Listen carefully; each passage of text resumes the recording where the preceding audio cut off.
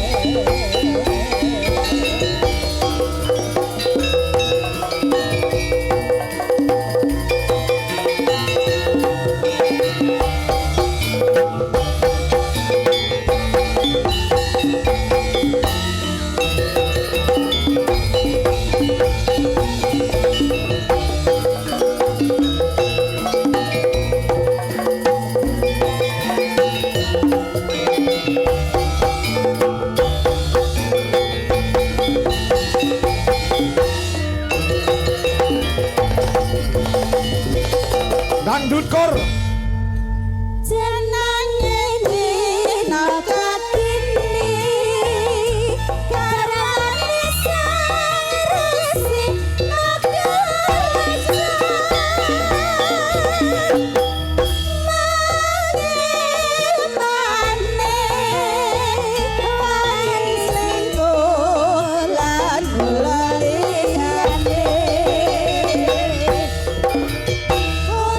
Tanpa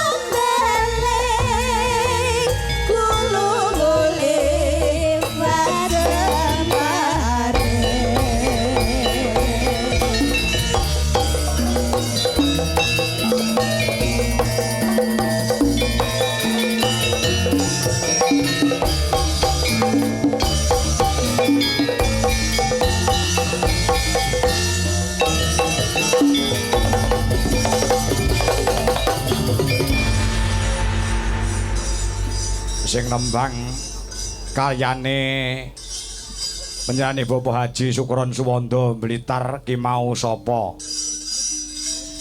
Ingkang setunggal menika Ibu Dwi Kurniawati, pesinden sing pernah kondang pada zamannya dulu. Oh ngono ya. Bu Dwi Kurniawati sing sepuh. Oh ngono ya. Kuwi mbiyen nalika dadi waranggana cilik isih SD. Tekane SMP pernah melanglang buana. Oh ngono ah. Ya nderek almarhum Pak Mantep, ya nderek almarhum Pak Anom Surata, penjane Bapak Sunaryo, ya Pak Surono, pokoke dalang-dalang seluruh Jawa Timur lan Jawa Tengah wis nate didereki dening Bu Dwi Kurniawati. Oh ngono ya. Dadi tau kondang pada zamannya heeh. Saiki dadi tumpakane dalange. Oh ngono ya.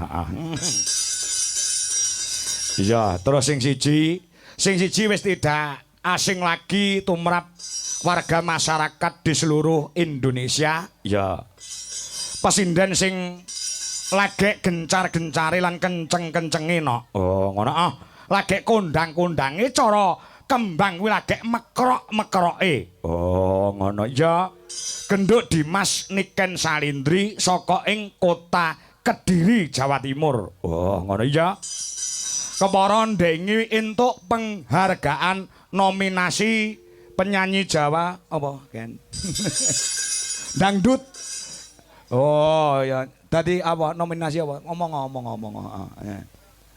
Mike di onane cekel kabeh. Nominasi Dangdut Solo terambiar, Pak. Terambiar berarti terbanyak penontonnya gitu. Ya. Diraih oleh Dimas Niken Salindri dari Kediri, Jawa Timur. Mula tepuk tangan buat putra dari Jawa Timur, putra dari Kediri. Oh, ngono ya. Diakoni wong sak dunia. Iki mau atiku wis kaya entek-entek ana. Ngopo? Iki mau genduk Niken ki sore mau wis video call utawa kok VCS. VC. Ya. Video call kuwi lho maksude. Oh, ngono video call, heeh. Video call karo mboke panggung kuwi sapa? Ya Bu Dwi Kurniawati ki nalika sore mau ki jek ning rumah sakit tangane diinpus. Ya heeh. Kena radang tenggorokan sing mergo kecapean, mergo kekeselen, heeh. Pripun to Bu, mengke kula saged bidal napa mboten? Ya heeh ya. Ning nyatane dengan sportivitas yang sangat tinggi bengi iki genduk Niken Salindri iso menghibur kabeh masyarakat ana ing Pagu Kediri kene nok. Oh ngono ya. Walaupun ora fit awake ning disemangat-semangatke, nyatane kiprahe suarane dinteni wong sak lapangan sing akeh semene kae.